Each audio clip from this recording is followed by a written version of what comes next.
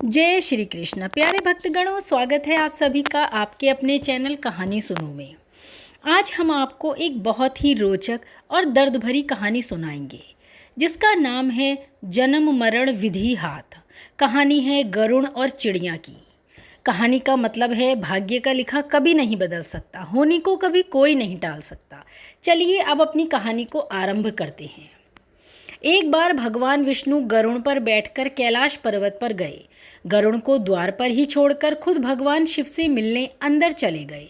गरुड़ कैलाश की अपूर्व अप्राकृतिक शोभा को मंत्रमुग्ध होकर देख रहे थे कि तभी उनकी दृष्टि एक छोटी सी सुंदर चिड़िया पर पड़ गई।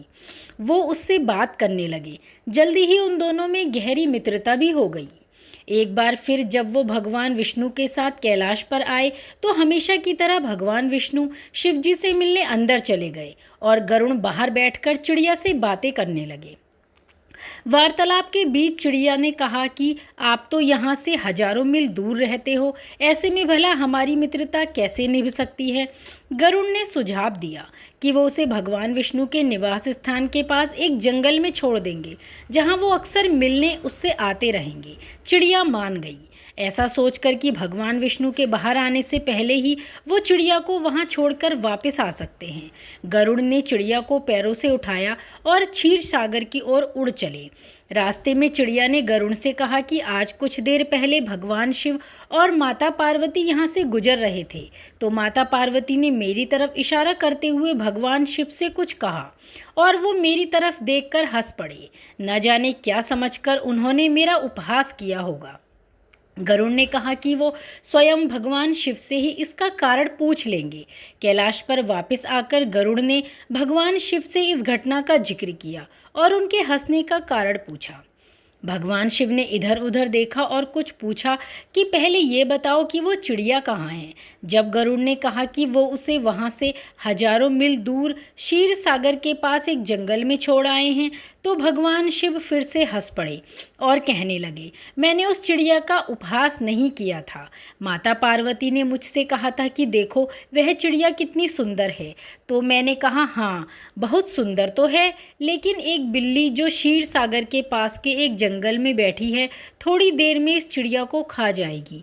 तो पार्वती ने कहा कि ऐसा कैसे हो सकता है, न तो यह छोटी सी चिड़िया इतनी जल्दी क्षीर सागर के पास जा सकती है और न ही वो बिल्ली हजारों मील दूर यहाँ आ सकती है।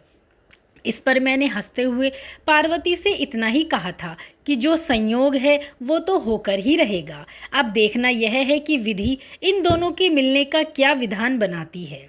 और लगता है कि अब तुमने उन दोनों को मिलने का संयोग भी बना दिया है। ये सुनते ही गरुड़ अपने मित्र को देखने के लिए उस जंगल की तरफ भागे, लेकिन विधि अपना काम कर चुकी थी। चूँकि जैसे ही गरुड़ उसे छोड़कर वापस कैलाश गए तो चिड़िया एक दाना उठाने जमीन पर आई और पास ही बैठी बिल्ली ने झपट कर उसे अपने दांतों में दबा लिया।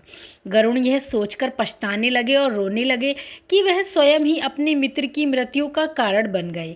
काश वो उस दिन कैलाश पर ना ही गए होते, काश वो उसे अपने साथ यहाँ न लाए होते, काश वो उसे किसी और जगह ले जाते, काश ऐसा ना होता, काश मैं ऐसा ना करता। भगवान ने उनकी अंतर्व्यथा को देखते हुए समझाया कि स्वयं को दोष देना अच्छा नहीं है, किसी को भी दोष देना व्यर्थ है, क्योंकि मृत्यु टाले नहीं टल सकती। ये कहानी सुनाने के बाद मैं आपको एक दोहा भी सुनाना चाहूँगी। जन्म मरण हानि और लाभ, यश अपयश सब ही है विधि हाथ। अर्थात 6 चीज़ें विधि के हाथ हैं। विधि विभिन्न लोग अपने अपने विचारों के अनुसार अलग अलग भाव से इसका अर्थ लगाते हैं, जैसे भाग्य, कर्म या प्रभु इच्छा। ऐसा भी कहा जा सकता है कि मन को समझाने के लिए जिसे जो ठीक लगे वो वही सोचता और समझता है, क्योंकि चाहे किसी भी रूप में हो, आखिर बात तो है जो हुआ उसे स्वीकार करने की। भाग्य का लिखा कभी कोई नहीं मिटा सकता। भगवान किसी भी काम को पूरा करने के लिए किसी को कैसे भी कभी भी माध्यम बना सकते हैं। यही बताती है चिड़िया और गरुड़ की ये कहानी। दोस्तों, कहानी अच्छी लगी हो तो लाइक और शेयर ज़रूर कीजिए। ऐसे ही और रोचक जानकारी और कहानी कथाओं के लिए जुड़े रहिए हमारे साथ। धन्यवाद।